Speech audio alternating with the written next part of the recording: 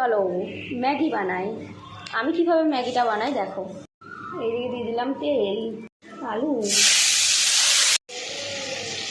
এদিকে ম্যাগিটা সেদ্ধ হয়ে এসেছে।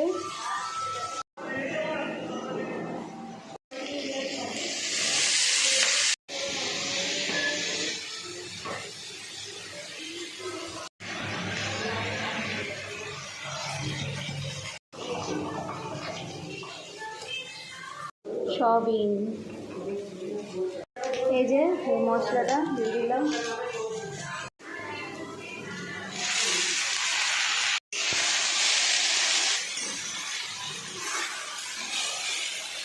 একটু চিলি সস দিয়ে দেবো, রেড চিলি, একটু জাস্ট সয়া সস দেবো,